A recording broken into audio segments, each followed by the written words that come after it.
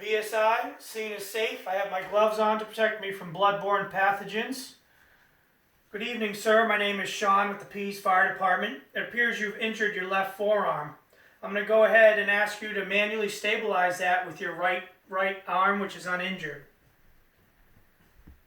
Anatomically, this dummy cannot move his arm across his chest.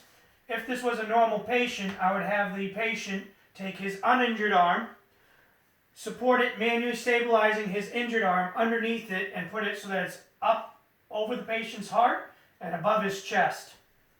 Alright, sir, I'm going to go ahead and put a splint on your injured arm. Beforehand, we're going to go ahead and measure the splint on the uninjured arm.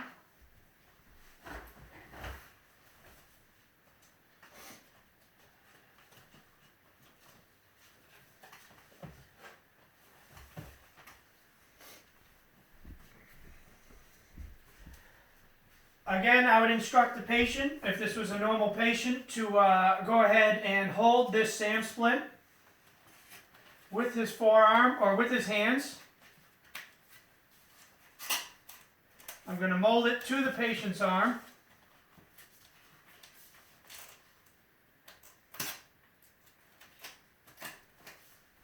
I'm going to grab some cravats here. And before I go ahead and apply the splint, I would check the rate, rhythm, and quality of the patient's pulse. Pulse is good, sir. Could you go ahead and wiggle your fingers for me? Do you have any numbness or tingling? Patient responds he doesn't and moves his hands. I'm going to go ahead and check cap refill as well. Before we apply these dressings, I'm going to take care so that when we tie them, they're not directly on the patient's wound or injured area. The patient has indicated the middle of his forearm is where there is pain. So we would place a dressing or a cravat below the injured site and above it, not directly on. And when we secure this, you're going to take care not to put knots directly on the patient's skin.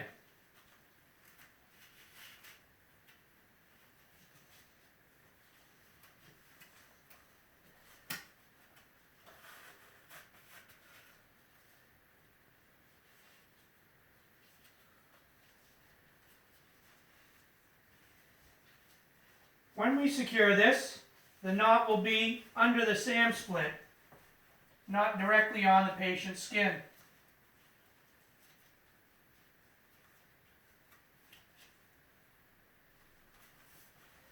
Again, we're going to have one below the injured area and above.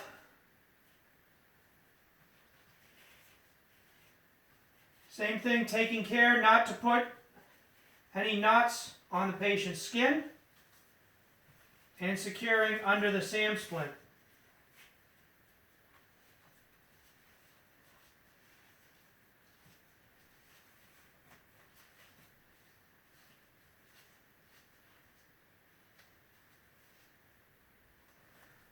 Alright, sir, we're going to go ahead and put a swath.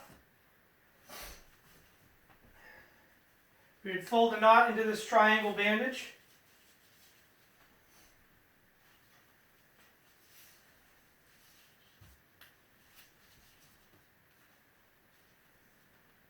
Again, we are limited in the mobility of this dummy. If this were an actual patient,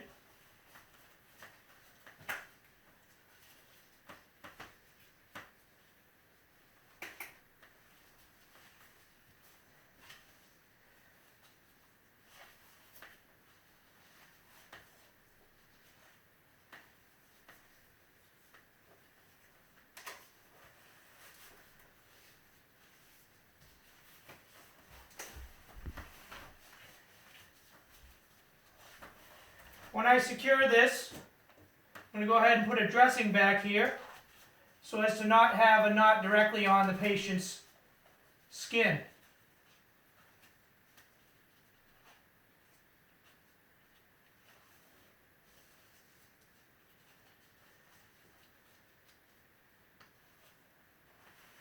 I'm going to check for tightness. And And again, anatomically, this dummy cannot have his arm over, but it would be above the patient's heart, close to his chest, with his right uninjured arm supporting it. I'm going to take a second triangle bandage, use a secondary swath. I'm going to go ahead, have the patient lean forward. Same thing, when we tie a knot on the patient's right side, we're going to go ahead and put a dressing under it to prevent a knot directly on the patient's skin. All right, sir, if you could for me, lean forward.